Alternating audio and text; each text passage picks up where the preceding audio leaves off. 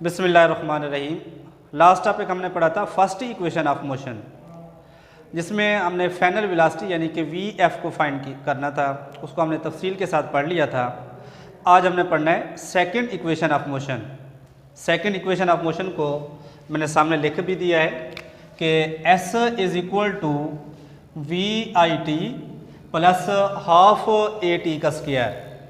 अब second equation of motion को साबित करने के लिए एक तो हमें डिस्टेंस की ज़रूरत है, इनिशियल वेलोसिटी, एक्सेलरेशन और टाइम की ज़रूरत पड़ेगी। अब अगर हम इसको ग्राफ की मदद से ड्राइव करें तो ग्राफ की मदद से इसको कैसे ड्राइव किया जाएगा। लास्ट इक्वेशन में भी हमने इसी ग्राफ को इस्तेमाल करते हुए फर्स्ट इक्वेशन ऑफ मोशन में फाइनल वेलोसिटी की वैल्यू को फाइंड किया था। अब इसमें स्पीड टाइम ग्राफ उसी तरीके से आपने लेना है, स्पीड और टाइम ग्राफ, यानी कि आपने वाई एक्सिस के ऊपर स्पीड को और जबकि एक्सिस के ऊपर आपने टाइम को ड्राइव करना है। अब कहते हैं total distance travelled by object.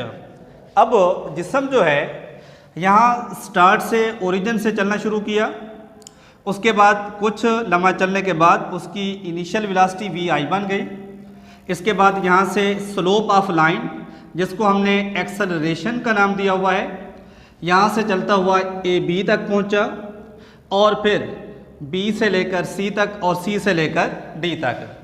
क्योंकि अब हमने इस ग्राफ को मुकम्मल इस्तेमाल करना है।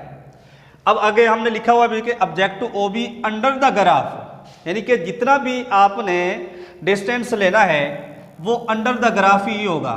इस वजह से हम इस मुकम्मल एरिया को शेड भी कर देते हैं, इसको शेडेड कर देते हैं ताकि हमें पता चलता रहे कि हमने इस हिस्से के अंदर काम करना है इसके।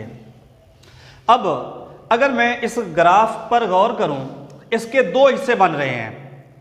एक हिस्सा रेक्टेंगल वाला, ये वाला ओ ए सी और डी, ये रेक्टेंगल बन रही है, जबकि दूसरा हिस्सा वो ट्राइएंगल की शेप में आ रहा है, ए बी और सी।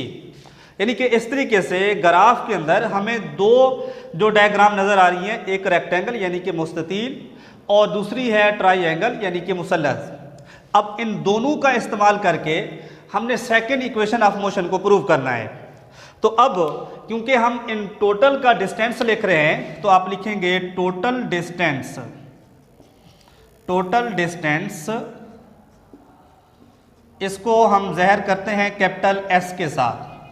अब टोटल डिस्टेंस में हमने दो चीज़ों के एरिया को लेना है, एक तो रेक्टेंगल है और दूसरा कौन सा है हमारे पास, ट्राइएंगल।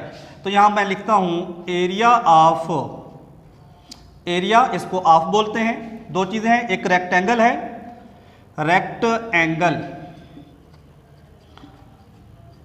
रेक्टेंगल उसको नाम दे देते हैं ओ ए सी डी का, ओ ए सी और डी, क्योंकि हमने दोनों को मिला के लिखना है इस वजह से मैं प्लस भी कर रहा हूं।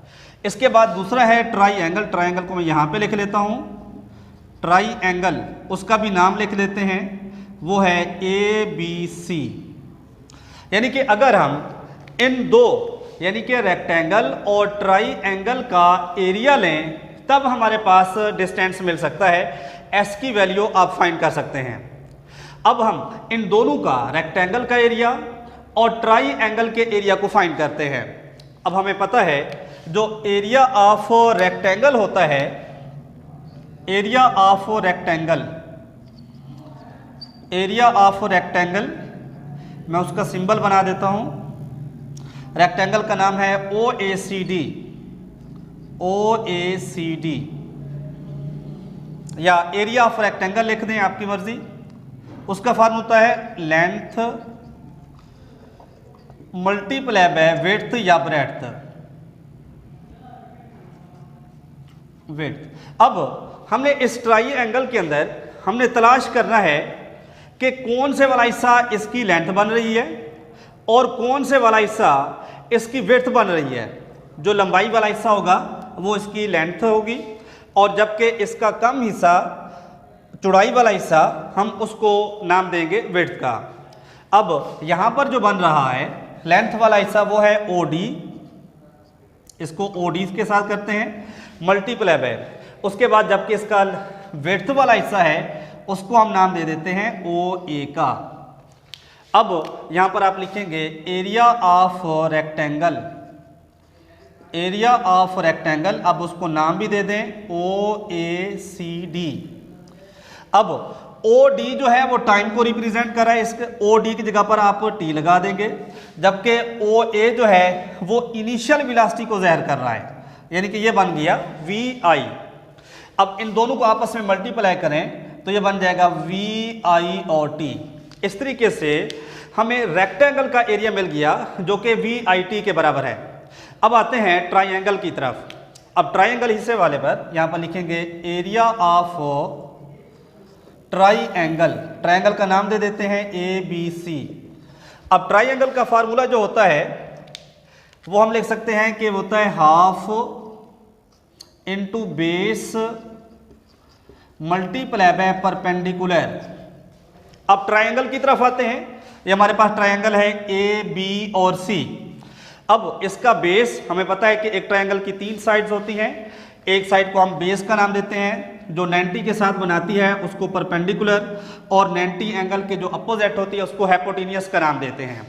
तो इसमें से बेस वाला हिस्सा यानी कि जो बेस वाला हिस्सा है वो AC है, इसको अलग करते हैं, और परपेंडिकुलर वाला हिस्सा इसको भी मैं अलग कर देता हूं।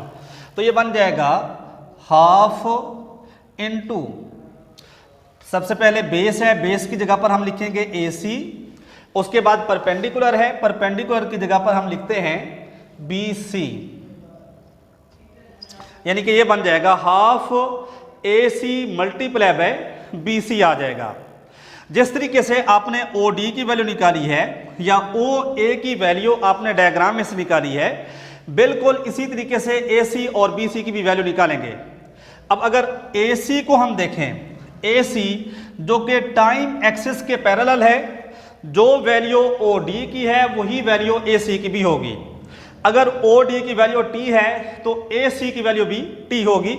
तो इस वजह से हम हाफ वैसे लिखेंगे, 1/2 वैसे लिखेंगे, AC की जगह पर मैं लिख देता हूं T। जबकि हमने BC को नाम दिया हो कि जितना हमें स्पीड हासिल होती है, स्पीड गेन होती है, उसको हमने रिप्रेजेंट किया हुआ है AT के साथ। तो BC की जगह पर आ जाएगा AT। अब अगर इनको मल्टीप्लाई करते हैं तो ये बन जाएगा 1/2 और ये बन जाएगा A वैसे आ जाएगा, T के साथ मल्टीप्लाई, तो हाफ AT का स्क्वायर आ जाएगा। अब इसी तरीके से एरिया ऑफ रेक्टेंगल जो है वो हाफ AT का स्क्वायर, और जबकि area of triangle half AT का स्क्वायर, रेक्टेंगल का जो है वो VIT के बराबर। अब जहां पर रेक्टेंगल का एरिया है, रेक्टेंगल की वैल्यू, जहां पर ट्राइंगल का एरिया है उसकी जगह पर ये वैल्यू पुट करेंगे तो हमें जवाब मिल जाएगा। तो ये बन जाएगा एरिया ऑफ टोटल डिस्टेंस, यहां पर मैं लिख देता हूं कि S इज इक्वल टू, सबसे पहले रेक्टेंगल की वैल्यू है तो आप रेक्टेंगल की वैल्यू वो लिखेंगे VIT। तो मैं इसको पुट करता हूं तो ये बन जाएगा VI और T, दरमियान में प्लस का साइन है, हम भी प्लस का साइन लगाएंगे। उसके बाद है area of rectangle, area of rectangle जो है वो हाफ AT का स्क्वायर है।